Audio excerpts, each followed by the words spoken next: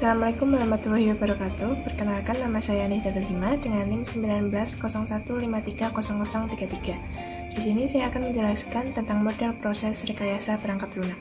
Model proses adalah suatu cara atau strategi tentang bagaimana perangkat lunak dapat dibuat sedemikian rupa sehingga produk perangkat lunak tersebut dapat diwujudkan. Berikut adalah contoh model proses perangkat lunak. Yang pertama ada model proses waterfall. Model waterfall adalah suatu model klasik yang memisahkan dan membedakan antara spesifikasi dan pengembangan, serta setiap aktivitas dilakukan secara berurutan sesuai tahapannya. Model ini mengusulkan sebuah pendekatan perkembangan perangkat lunak yang sistematik dan sekuensial yang dimulai pada tingkat kemajuan sistem pada seluruh tahapan analisis, desain, coding, pengujian, dan pemeliharaan. Fase dalam model waterfall. Yang pertama ada analisa kebutuhan dan spesifikasi. Yang kedua ada perancangan sistem. Yang ketiga ada implementasi sistem. Yang keempat ada integrasi dan pengujian sistem. Yang kelima ada pengoperasian dan perawatan. Kelebihan dan kekurangan model waterfall. Kelebihan 1. Tahapan proses pengembangannya tetap sehingga mudah diaplikasikan dan prosesnya teratur. Yang kedua, cocok digunakan untuk produk software yang sudah jelas kebutuhannya di awal. Kekurangan sering menyebabkan masalah baru karena proyek yang sebenarnya jarang mengikuti alur sekuensial, sehingga menyebabkan hasil yang sudah didapatkan tim pengembang harus diubah kembali atau iterasi. 2. Terjadinya pembagian proyek menjadi tahap-tahap yang tidak fleksibel, karena komitmen harus dilakukan pada tahap awal proses. Model proses yang kedua yaitu ada model proses V. Model V adalah variasi representasi dari model waterfall yang menggambarkan hubungan dari aksi jaminan kualitas atau quality assurance ke aksi yang berhubungan dengan komunikasi, pemodelan, dan aktivitas pembangunan awal. Fase model V. Yang pertama ada fase verifikasi. 1. Analisis kebutuhan. Yang kedua ada desain arsitektur perangkat lunak. Yang ketiga ada desain komponen. Tahap ini mendefinisikan logika aktual untuk masing-masing dan setiap komponen sistem. Untuk fase yang kedua, yaitu fase validasi, ini dibagi menjadi 4. Yang pertama ada testing unit. Yang kedua ada testing integrasi. Yang ketiga ada testing sistem. Yang keempat ada testing penerimaan. Kelebihan dan kekurangan model V. Kelebihan 1. Model yang menerapkan disiplin tingkat tinggi, yakni fase dalam model diselesaikan satu per satu. Yang kedua, dapat bekerja dengan sangat baik untuk proyek kecil, di mana requirement sangat mudah dipahami. Kekurangan 1. Memiliki resiko dan ketidakpastian yang tinggi apabila diaplikasikan untuk proyek yang besar. Yang kedua, model yang tidak bagus untuk proyek yang kompleks dan berorientasi objek. Model proses yang ketiga yaitu ada model proses evolusioner. Model evolusioner adalah model iteratif yang ditandai dengan tingkah laku yang memungkinkan rekayasa perangkat lunak mengembangkan versi perangkat lunak yang lebih lengkap sedikit demi sedikit.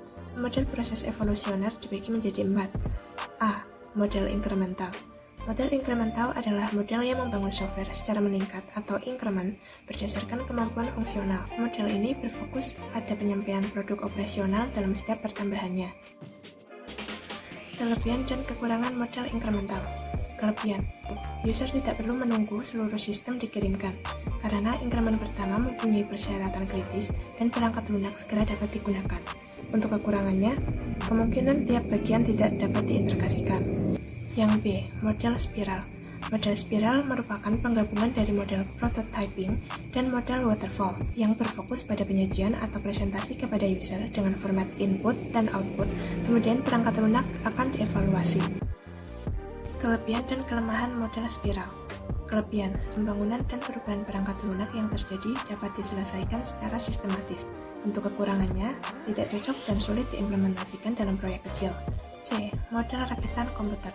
Model rakitan adalah gabungan dari berbagai sifat dan karakter dari model spiral cone yang sangat erat keterkaitannya dengan model RAD atau Rapid Application Development, karena model ini menggunakan peralatan-peralatan dari GUI untuk membangun softwarenya.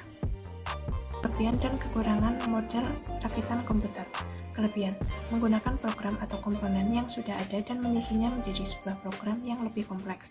Untuk kekurangannya, seringnya program atau komponen-komponen terdahulu tidak kompatibel. D. Model perkembangan kongruen.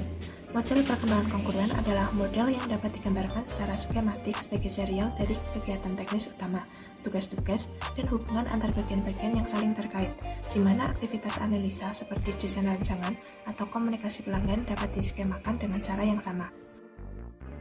Kelebihan dan kekurangan model perkembangan kongruen.